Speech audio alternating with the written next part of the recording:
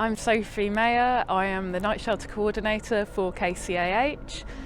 Since the COVID crisis hit, I have been running the hotel where we've been placing rough sleepers during the crisis.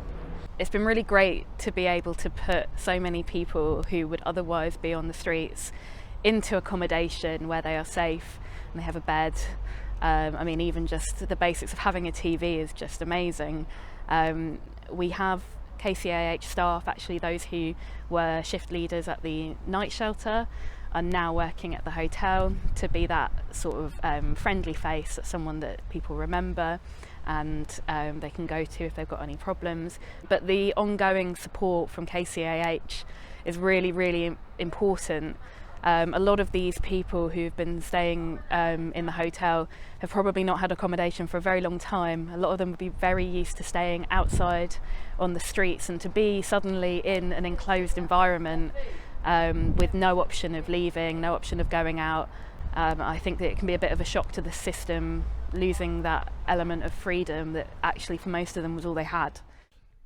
Been living in Kingston since December last year. I've suffered with clinical depression for many years, so trying to get that balance so you can get your life back on track is the hardest thing, and trying to get some sort of sense of normality over any extended period of time, even for just a few days, just seemed impossible. So the help from KCH has been invaluable, because generally you don't feel safe on the streets at night. And obviously since COVID struck, since the pandemic, it's been a game changer for everyone. Putting so many people with so many different complexities, mental health, addiction, various different vulnerabilities and backgrounds, all in the same building, and suddenly very, very close neighbours. It's a real challenge for lots of people to manage. There's some people that don't sleep very well at night, for example. A lot of rough sleepers don't actually sleep during the night time. It's safer to sleep during the daytime, so there's that difficulty as well. And I think addiction is a real issue, but we're working very closely with Kingston Wellbeing Service to try and help with drug and alcohol support. So hopefully we're going to have some in-reach happening into the hotel in the coming weeks. The hope is that all the rough sleepers who've been placed into hotel accommodation across the country will not be put out onto the streets at the end of this crisis, whenever that happens.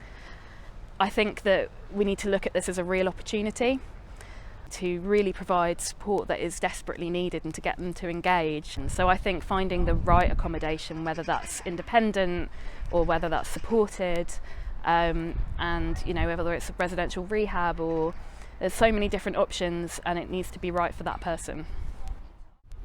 Hopefully the good that will come out of it means that people will get a base, people will start addressing some of the problems they have, both socially but also whether it's in terms of addiction or depression or other mental health issues.